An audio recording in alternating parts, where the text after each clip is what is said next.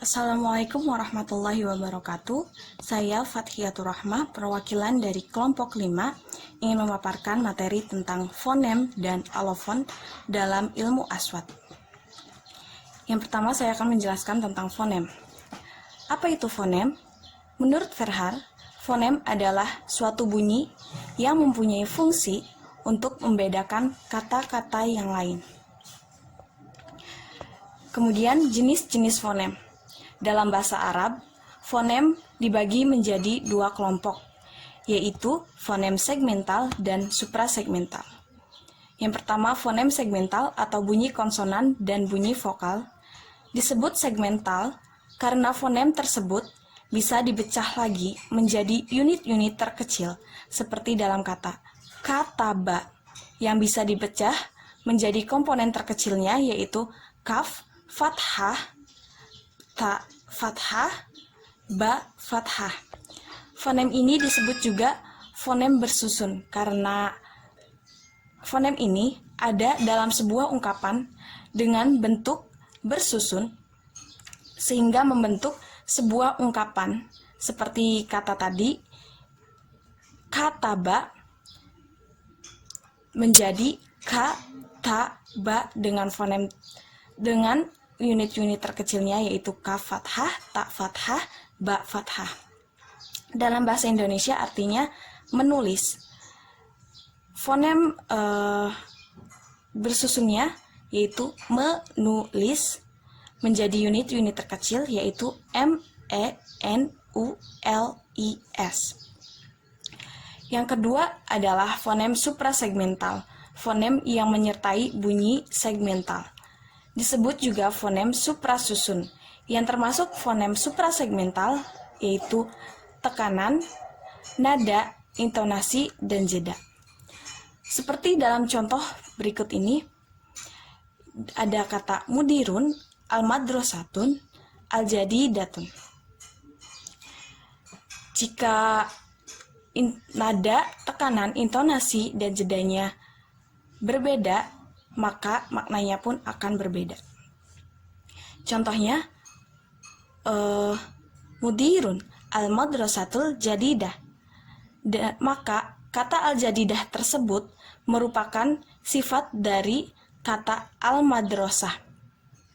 Kemudian, contoh yang kedua yaitu mudirul madrasatil jadidah. Maka al-jadidahnya merupakan sifat dari mudirun al-madrasah. Kemudian, fonem-fonem dalam bahasa Arab. Bahasa Arab memiliki 34 fonem segmental yang terdiri dari 28 konsonan, 6 vokal, seperti yang terdapat dalam tabel dalam PPT. Kemudian, fonem-fonem resmi dalam bahasa Indonesia. Yang pertama, fonem vokal. Nama-nama fonem vokal yang ada dalam bahasa Indonesia yaitu A, I, U, E, O. I dengan vokal depan tinggi tak bundar, E dengan vokal depan sedang atas tak bundar, dan A vokal depan rendah tak bundar, U dengan vokal belakang atas bundar, dan O vokal belakang sedang dan bundar. Kemudian fonem diftong. Fonem diftong yang ada dalam bahasa Indonesia adalah fonem diftong ai, au, dan oi. Ketiganya dapat dibuktikan dengan pasangan minimal, yaitu ai, contohnya gulai. Gula jika dipasangkan dengan ai, maka akan menjadi gulai. Au, pulau, oi, sekoi. Kemudian fonem konsonan. Fonem konsonan bahasa Indonesia adalah diantaranya B. Konsonan bilabial hambat bersuara, P. Konsonan bilabial hambat tak bersuara, M. Konsonan bilabial nasal, dan sebagainya. Selanjutnya, hubungan antar satu fonem dengan fonem lain. Hubungan horizontal. yaitu fonem yang berturut-turut dan berkesinambungan dengan fonem lain secara horizontal. Dalam bahasa Indonesia dari kiri ke kanan, dan dalam bahasa Arab dari kanan ke kiri. Untuk membentuk suku kata, lalu suku kata tersebut berkesinambungan, membentuk suatu morfem. Lalu morfem tersebut berkesinambungan membentuk suatu kata, seperti kata masjidu. Kata tersebut tersusun oleh beberapa fonem sebagai berikut: mim fathah, sin sukun, jim kasroh, dan dal dhammah. Lalu sin, jin, dal. Lalu masjidu. Dalam bahasa Indonesianya yaitu masjidun, masjid. Susunan terkecilnya yaitu M, A, S, J, I, D. Kemudian menjadi bentuk tersusun masjid menjadi kata masjid.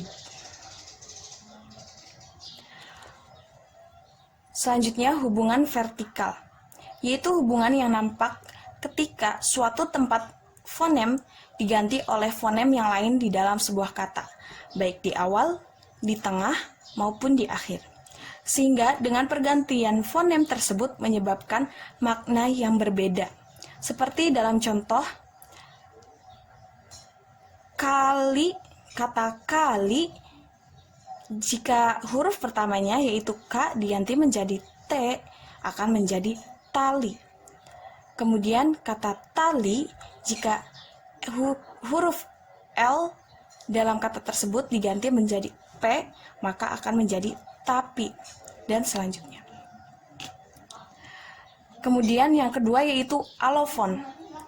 Apa itu alofon? Menurut Kamus Besar Bahasa Indonesia, alofon adalah fonem berdasarkan posisi dalam kata. Misal fonem pertama pada kita dan kata secara fonetis berbeda, tetapi masing-masing adalah alofon dan fonem. Anna-Knaijit dalam bukunya Universal Phonology mengemukakan bahwa bunyi yang merupakan wujud lahiriah suatu fonem disebut alofon. Anggota fonem atau uraian fonem. Alofon suatu fonem dapat mencirikan hubungan yang disebut variasi bebas. Alofon demikian dapat dipertukarkan di tempat yang sama. Dan alofon bukanlah fonem, melainkan realisasi dari fonem. Setiap fon atau bunyi merupakan bunyi asli sebelum dirangkaikan pada bunyi yang lain. Contoh dari alofon yaitu yang kolib, yang zulim, dan yang kou. Jadi dari contoh tersebut, alofon tidak bersifat fungsional karena tidak merubah makna. Alofon dapat dipertukarkan di tempat yang sama, sedangkan fonem tidak bisa. Dan bunyi alofon adalah bunyi yang terpengaruh dari bunyi yang lain. Pada contoh sebelumnya, yaitu yang kou, yang zulim, yang kolib, yang zuru, bunyi nun terpengaruh oleh bunyi setelahnya atau huruf setelahnya, yakni huruf dhal, qaf, dan zal. Alofon adalah variasi fonem karena berpengaruh pada lingkungan suku kata. Contoh, simpul, simpulan. Fonem U pada kata simpul berada pada lingkungan suku tertutup, dan fonem U pada kata simpulan berada pada lingkungan suku terbuka. Jadi fonem U mempunyai dua alofon, yaitu U tertutup dan U terbuka. Juga alofon yaitu gambaran yang jelas dari sebuah fonem. Jika fonem ditulis di antara dua garis miring, maka alofon ditulis di antara dua buka kurung.